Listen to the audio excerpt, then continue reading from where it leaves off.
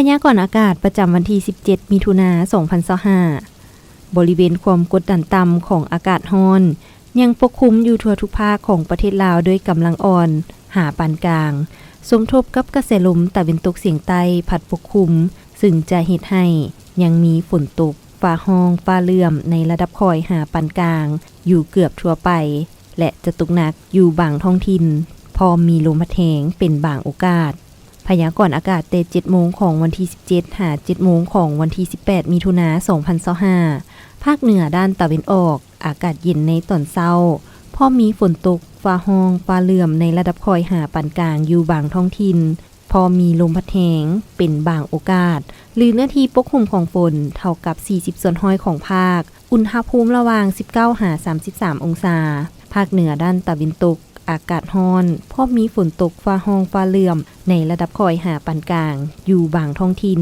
และมีลมพัดแรงเป็นบางโอกาสหรือเนื้อที่ปกคลุมของฝนเท่ากับ 40 ส่วนห้อยอุณหภูมิระหว่าง 24 หา 36 องศานครหลวงวิงจันทน์อากาศร้อนพอมีฝนตกฟ้าร้องฟ้าเหลื่อมในระดับค่อยและตกปานกลางอยู่บางบริเวณพอมีลมพัดแรงเป็นบางโอกาสหรือเนื้อที่ปกคลุมของฝนเท่ากับ 40 ส่วนห้อยอุณหภูมิระหว่าง 25 หา 33 องศาภาคกลางอากาศร้อนพอมีฝนตกฟ้าร้องฟ้าเหลื่อมในระดับค่อยหาปานกลางอยู่บางท้องถิ่นและมีลมพัดแรงเป็นบางโอกาสหรือหน้าที่ปกคลุมของฝนเท่ากับ 50 ส่วนห้อยของภาคอุณหภูมิระหว่าง 24 หา 34 องศาแขวงไชสมบูรณ์อากาศเย็นตอนเช้า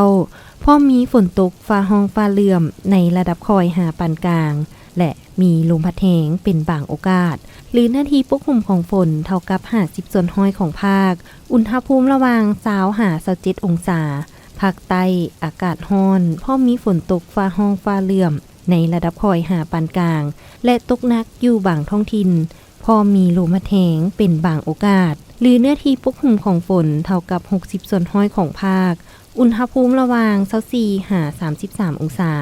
สำหรับเขตภูเพียงบริเวณอากาศเย็นพอมีฝนตกฟ้าร้องฟ้าเหลื่อมในระดับค่อยหาปานกลางและตกหนักอยู่บางบริเวณมีลมพัดแรงเป็นบางโอกาสหรือเนื้อที่ปกคลุมของฝนเท่ากับ 50 ส่วนห้อยอุณหภูมิระหว่าง 15 หา 23 องศา